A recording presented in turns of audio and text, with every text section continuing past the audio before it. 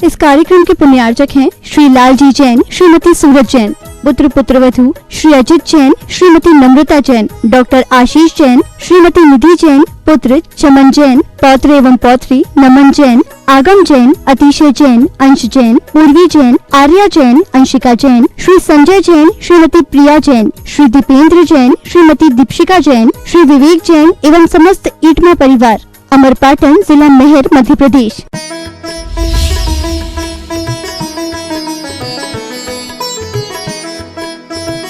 आप सभी ने कल के दिन गुरुवर आचार्य श्री के द्वारा जिनवानी की अनमोल धरोहर के रूप में जैन गीता की महत्वपूर्ण प्रस्तुति को समझ लिया था। गुरुवर आचार्य श्री ने अपने प्रारंभिक समय से ही स्वाध्याय और साधना पर बहुत जोर दिया है। साधना के क्रम में जिस तरह वो आगे बढ़ते गए, स्वाध्याय में भी उनका वही क्रम निरंतर आगे बढ़ता रहा और केवल उन्होंने स्वाध्याय ही नहीं किया, स्वाध्याय करते करते, चिंतन मंथन करते करते ग्रंथों की प्राकृतिक और संस्कृत भाषा का सरलीकरण भी किया। पद्यानुवाद के रूप में ग्रंथों के अनुवाद देना गुरुवर की अद्भुत काव्य कला क्षमता तो रही, हम सभी को एक बहुत बड़ी देन भी है। रहस्यपूर्ण गाथाओं को, श्लोकों को पंक्तियों में निबद्ध करना,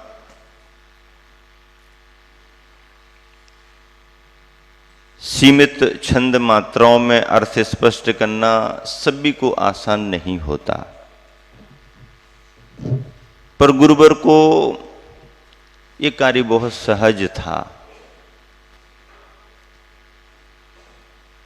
असल में गुरुवर को अपने गुरुवर से ही ये विधा मिली है और जब अपने गुरुवर ने अपने गुरुवर से ये पूछा था कि समय कैसे व्यतीत करेंगे, उपयोग को निरंतर धर्म ध्यान में कैसे लगाए रखें, तब गुरुवर ज्ञान सागर जी ने आचार्य को यही कहा था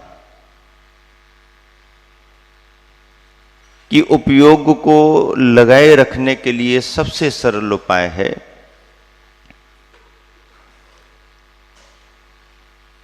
कि मूल ग्रंथों का स्वाध्याय करते रहें और स्वाध्याय में आने वाले ग्रंथों का अनुवाद करते रहें, भाषांतर करते रहें।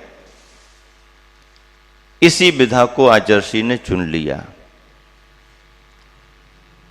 समण सुत्तम पर आधारित जैन गीता सभी के सामने आई।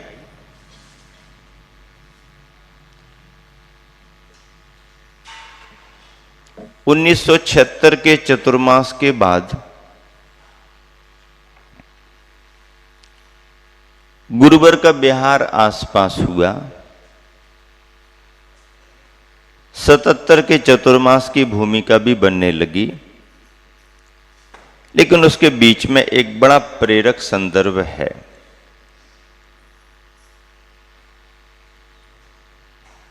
फरवरी का महीना था, चतुर्मास से ही लोगों का प्रयास था कि गुरुवर का बिहार हमारे क्षेत्र की ओर हो। उस समय मध्य प्रदेश के छतरपुर जिले में स्थित सिद्ध क्षेत्र द्रोणगिरी में नई 24सी तैयार हुई थी बन करके। उस 24सी का पंचकल्याणक गजरत महोत्सव संपन्न होना था।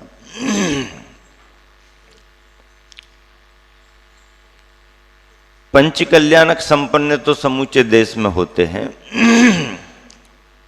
लेकिन पंचकल्याणकों के साथ उपसंहार में गजरत परंपरा ये सभी जगह नहीं है। वैसे इसका इतिहास बहुत प्राचीनता से जुड़ा है। धार्मिक कार्यों में गज का महत्व, हाथी का महत्व तो है ही, अश्व और वृषभ का भी महत्व है, लेकिन गज का अपना स्थान है। जैन जैनेतर सभी के लिए शुभ है।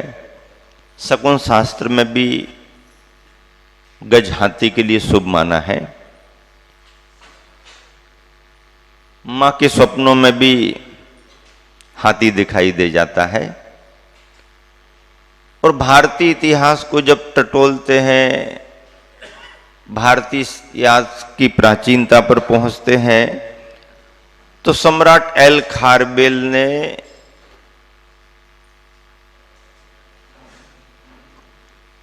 कुमारी पर्वत पर जिन मंदिर बना करके अरहत मंडप में पूर्वजों से चली आ रही अपनी प्राचीन प्रतिमा को, जो देश काल की परिस्थितियों के कारण कलिंग से निकल करके पाटलिपुत्र पटना पहुंच गई थी, पूर्वज जिस निधि को नहीं संभाल पाए थे, उस अद्भुत प्रतिमा को 500 बरस बाद पाटिलपुर पटना से लाकर, अपने पराक्रम से लाकर के, और उस भव्यतम प्रतिमा को कुमारी पर्वत के अरहत मंडप में विराजमान किया, बड़े समारोह से विराजमान किया। और उस समय हाथी पर श्री जी को विराजमान करके बहुत बड़ी शोभा यात्रा निकाली गई, इस तरह का उल्लेख मिलता है। हाथियों पर राजा महाराजाओं की सवारी होती है। दक्षिण भारत में किसी ग्रंथ को बहुत बड़ा बहुमान देना होता है प्रभावना के रूप में, तो पात्र उस जिनवानी को लेकर के हाथी पर बैठता है और नगर भ्रमण आदि होता है।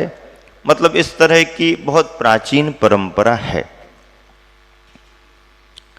बुंदेलखंड वालों ने कहीं से उसे पकड़ा और पंचकल्याणकों के उपसंहार में रथोत्सव के रूप में 3 मंजिला रथ बना करके हाथियों के द्वारा उस पंचकल्याणक मंडप की 7 परिक्रमा लगवाई जाती और इसे गजरत महामहोत्सव, जो पंचकल्याणक से जुड़ा होता है, कहते हैं।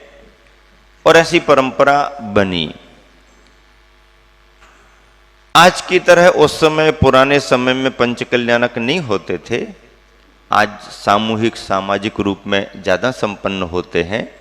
पहले एक ही परिवार अपनी तरफ से पूरा द्रव्य दान लगा करके मंदिर बनवाएगा, वही अपने द्रव्य दान से, खर्चे से समूचा पंचकल्याणक संपन्न कराएगा, और वही परिवार आसपास के इलाके की 10-20 गांव की समाज को भोजन उपसंहार में देगा, और ऐसा करने पर ही उसके द्वारा किया गया पंचकल्याणक संपन्न माना जाएगा।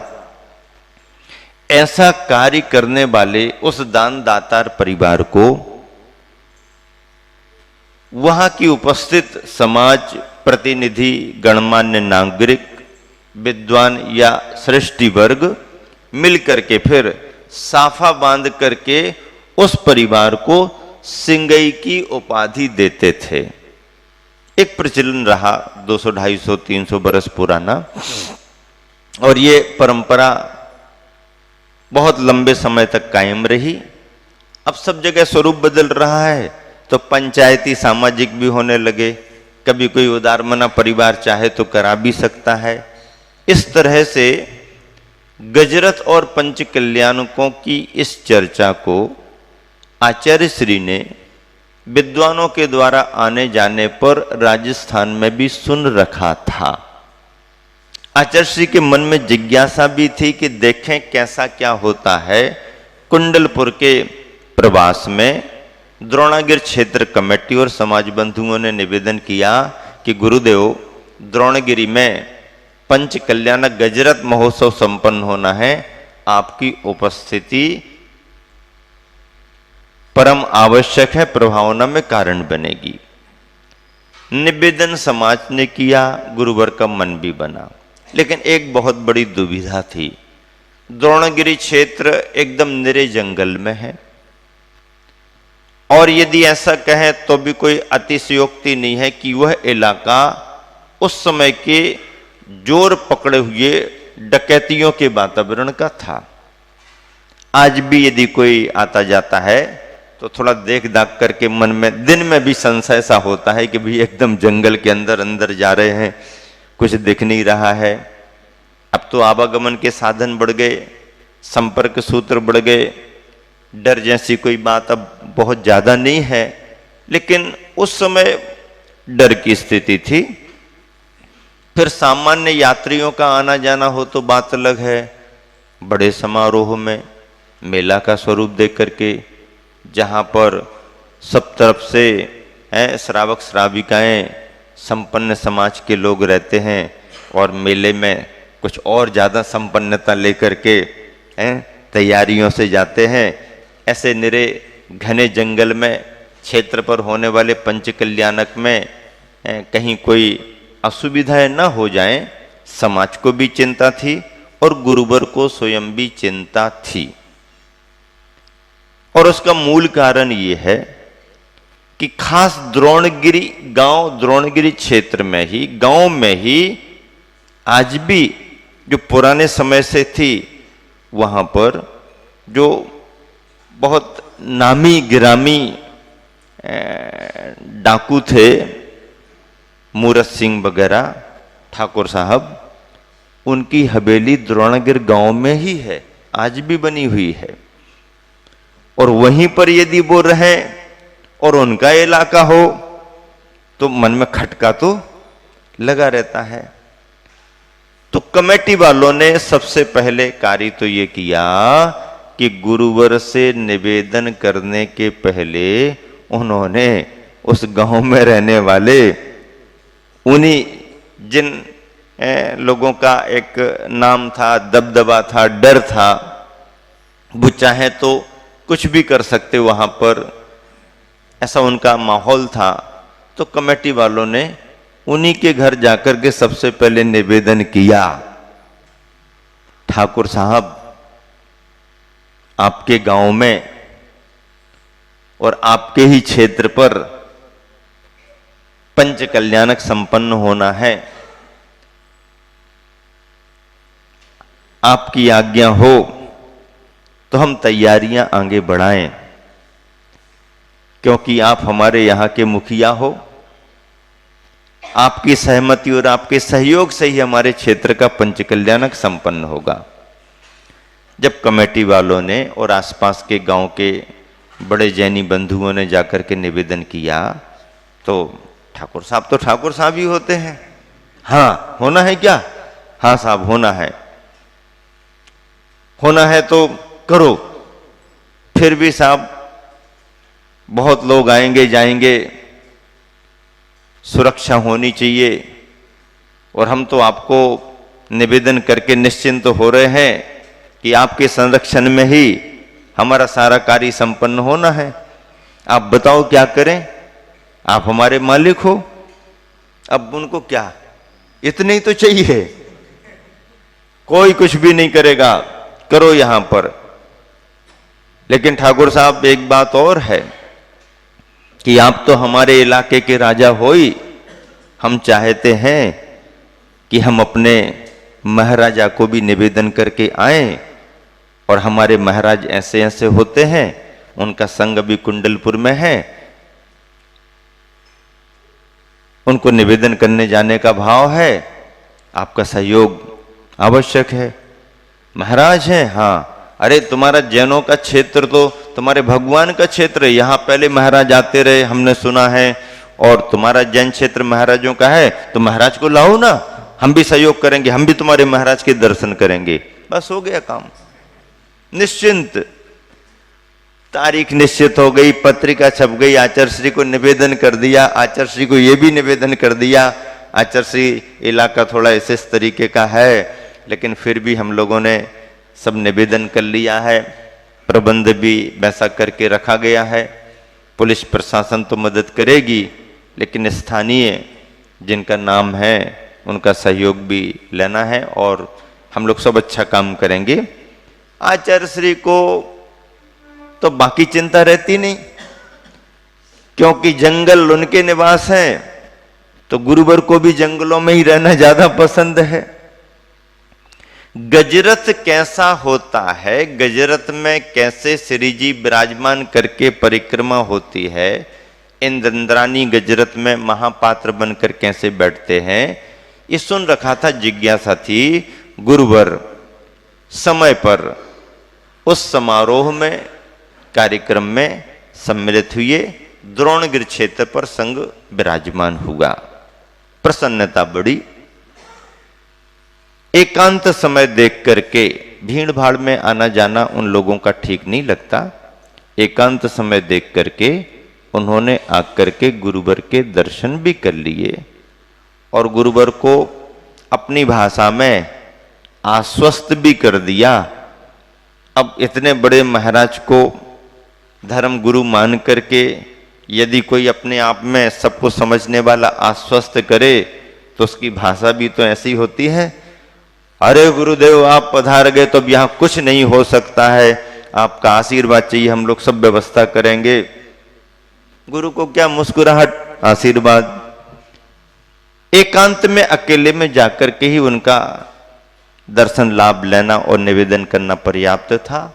भीड़ भाड़ से बचते हैं, लेकिन मालूम सबको रहता है, पुलिस को भी मालूम रहता है कि यही ठिकाने यहीं रहते हैं, पर पुलिस भी आमना सामना नहीं करती है, क्योंकि इलाका उनका अपने तरीके का था। और उन दिनों में मध्य प्रदेश इस मायने में बड़ा प्रसिद्ध भी रहा। बुंदेलखंड इलाका अपने आप में इन लोगों से भरा हुआ था। धीरे धीरे समय बदला, और अब कोई ऐसी स्थिति नहीं है, लेकिन उस समय आचार्य श्री के विराजमान होने से अपार जन समुदाय जैन जैनेतर क्षेत्र पर पहुंचे। बहुत अच्छे तरीके से पंचकल्याणक संपन्न हुआ। 25 फरवरी से 2 मार्च तक 1977 में ये आयोजन बड़ी भव्यता और प्रभावना से गुरुवर के सानिध्य में संपन्न हुआ। उसी समय दिगंबर जैन समाज के मार्गदर्शक नेतृत्व करने वाले 2 भाई का नाम बहुत प्रसिद्ध रहा है, साहू शांति प्रसाद जी और साहू श्रेयांश प्रसाद जी।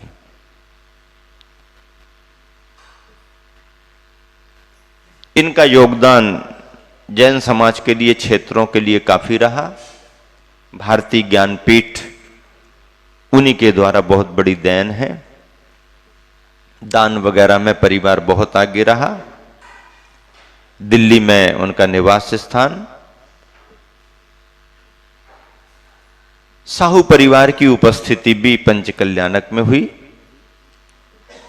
साहू परिवार ने उस समय नए नए प्रकाशन के रूप में जैनेन्द्र सिद्धांत कोश के 4 भाग प्रकाशित हुए थे, और ये सोच करके पंचकल्याणक में गुरुवर विराजमान रहेंगे तो उन्हें क्या भेंट दे सकते हैं, जिनवानी की इस दुर्लभ रचना को, इस धरोहर को ही गुरुवर को भेंट करें।